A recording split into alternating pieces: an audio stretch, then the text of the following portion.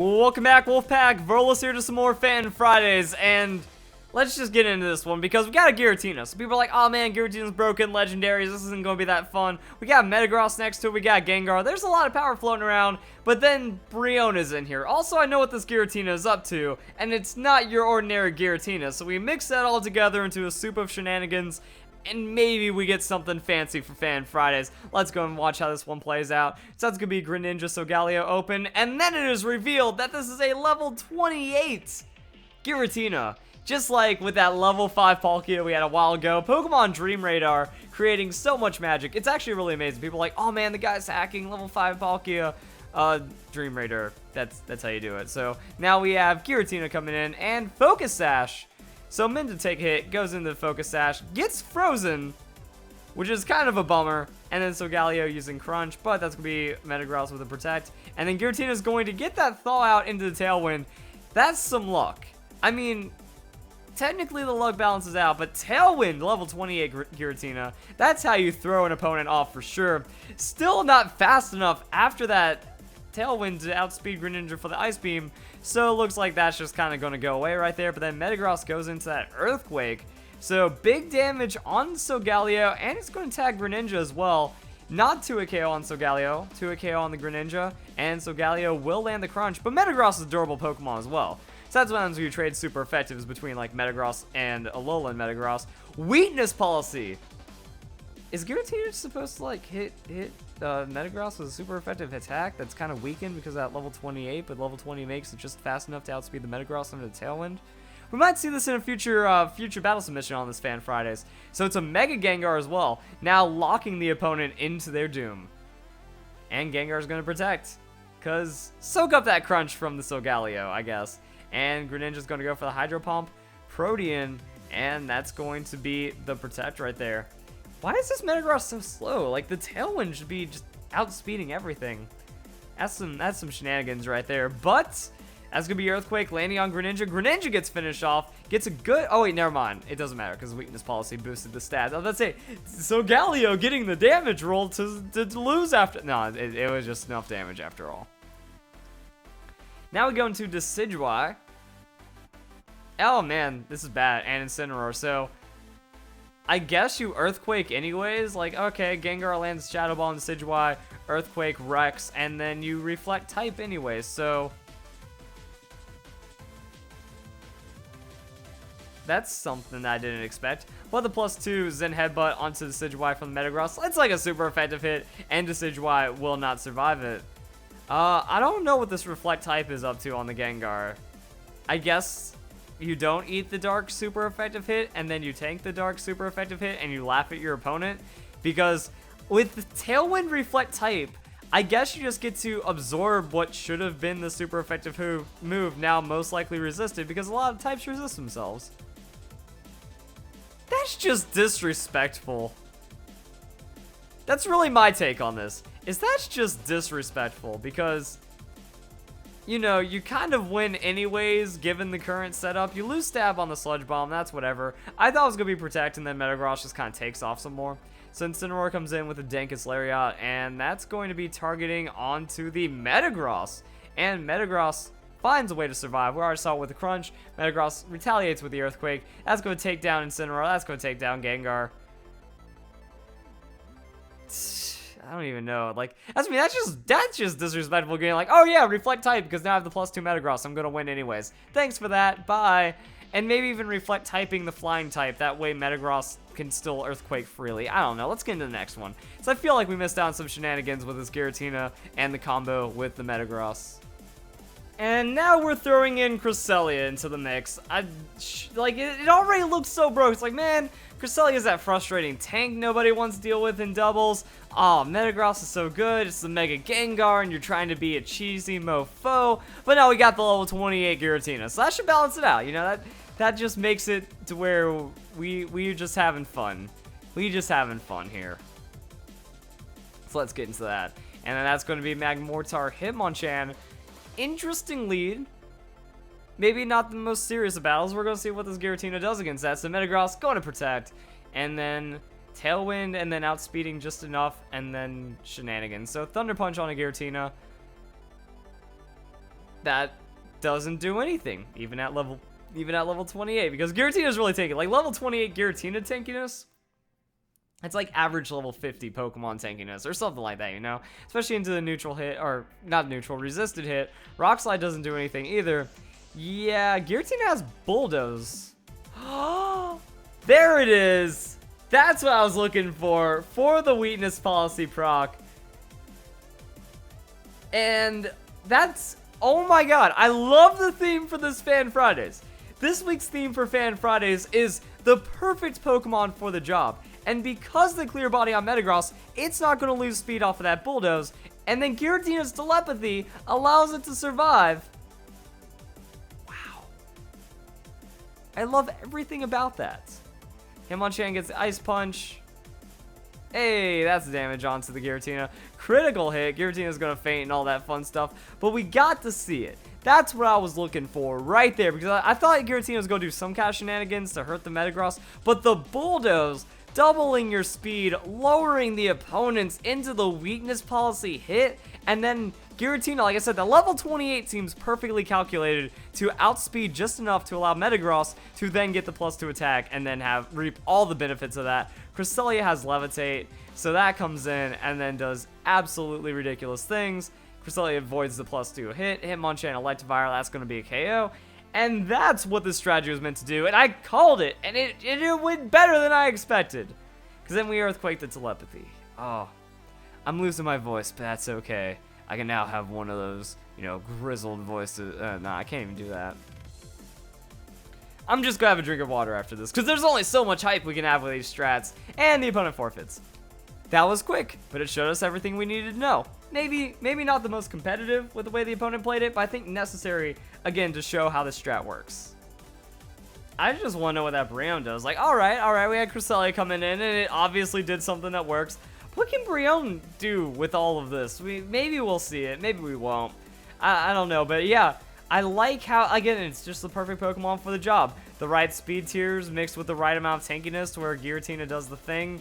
Another Solgaleo and another Incineroar, so that's kind of an interesting setup. And let's just watch the magic happen, you know.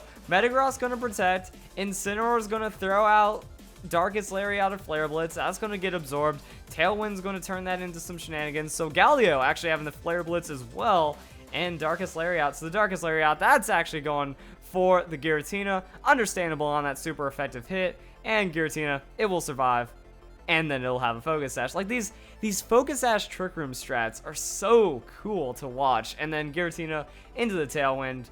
So Galio also isn't an absurdly fast Pokemon. Same with the Incineroar. So I think we get away with this. Boom. Bulldoze. Speed. Shenanigans. I actually want to look up the speed on it. And then another benefit is that does break Focus Sash. So then Earthquake just comes in raw and powerful.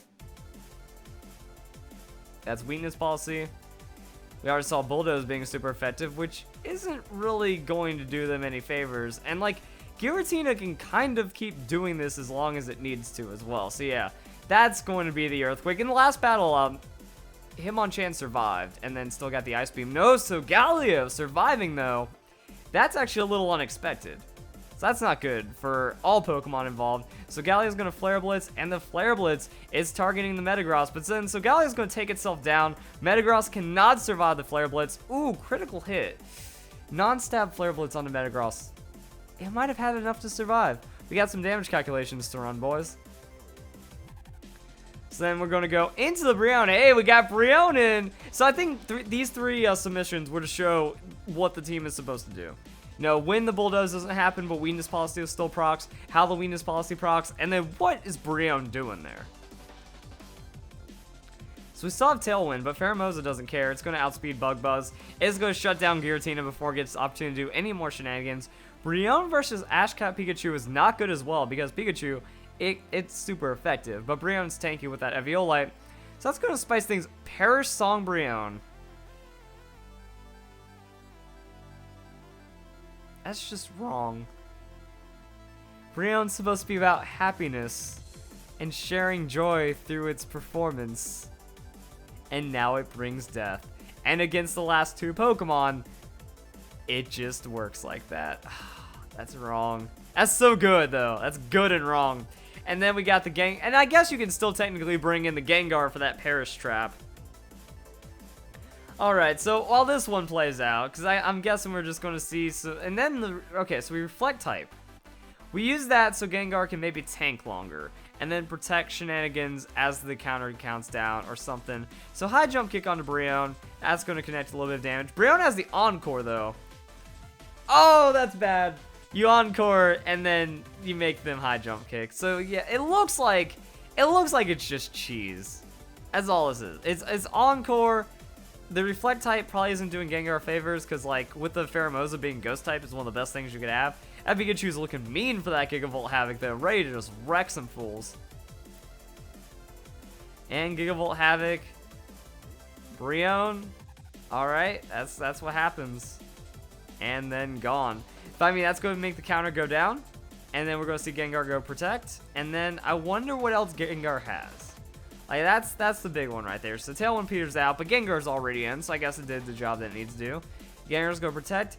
Does it have Double Protect? Does it have something else hiding in the back just to make sure? And then Pheromosa loses half its health right there off the crash. Pikachu has the Iron Tail. Iron Tail doesn't really matter or do much in this situation. And Gengar. It's just going to take this one, so that's going to be the high jump kick. Not very effective because of that bug typing. Gengar Reflect typing. That's why it... Oh, that's so good! Okay, so what it does is it Reflect types one of them. And by Reflect typing that Pokemon, again, we're talking about, like, we're implying that the resistance is going to be very beneficial.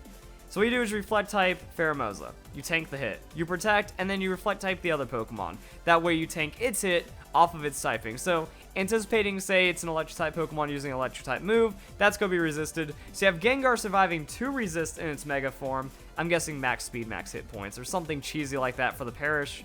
And then Setup, and then Survival, and then Shenanigans. But I want to see what Metagross does against Solgaleo. That's a damage calc I'm interested in. Yeah, so my suspicion was correct. We have Flare Blitz at not a KO amount of damage, so the crit mattered. And, like, that's why I felt it, because, alright, so Galio has a high amount of attack. 137 on the hit attack, pretty high. However, when you're not using a stab move, that's where things start getting cluttered. Now, Flare Blitz has a high amount of base power, so Crunch, or Iron Head. Alright, so stab Iron Head from Solgaleo, if it's a super effective hit, is the same damage as a neutral Flare Blitz. This is why base power matters. Like, you're in some weird situations where sometimes a stab move does more damage resisted than a neutral move that's not stab or something like that, or a super effective move doing less damage than the neutral move that's actually stab with a base power and all that shenanigans. But yeah, Metagross just straight up survives is what it looks like, because it has that good amount of tankiness. Now Metagross, it is just like a metal tanky looking Pokemon, so it does survive, has some good damage back, and that's something else. Also, what I wanted to look into was the Giratina. Actually, no, let's have it next to the Metagross. That way we can do it. Okay, so let's just say Jolly Metagross. Is it 252? Does Metagross need that 252? That might explain some of the slowness. But Giratina... Wait, no, never mind. Because Tailwind doesn't matter. I'm an idiot. For some reason, I thought Tailwind mattered this battle. Because, like, oh, Giratina gets Tailwind. That's why it's faster. No, it's always faster than the Metagross. But the Trick Room kind of... Wait, no, it's Trick Room. It's not Trick Room. Tailwind happens. Okay, never mind. I'm just trying to make sense of all this. So, yeah. We have Giratina. Giratina comes at level 28. How is Giratina at level 28 faster than a Metagross? Are they both max speed? Wait, no, never mind. This still says level 100. What in the world? Okay. I apparently cannot click. I'm tired. I don't want to edit this video. Let's do something. So 28. Yes. Except Metagross is level 50, so no. I'm wondering what we're looking at then. Because I don't see a foreseeable way, unless there's some mad shenanigans going on with this Giratina. I guess Timid, because that way Bulldoze does less damage. So that might explain some of the speed issues. And maybe, if we cheese this just right, you give just enough of investment. So 80 too much, 64 just right. So you give Metagross 64. That way, it gets some speed into the Tailwind, and then gets fast, maybe. And then I guess that's why you need the Bulldoze as well. That Bulldoze really sinks those stats. The Metagross is also getting, I don't know, this stopped making sense a while ago. And then kind of get the most tankiness out of a Giratina. That level 28 is just way too... I'm very confused, guys. And I guess that's what the strategy was all about. That, you know, we pull some shenanigans. It's a level 28 Giratina because why not? You focus sash it anyways. And then this happens. So we got some magic. Hope you guys enjoyed the video. I'll see you in the next Fan Fridays.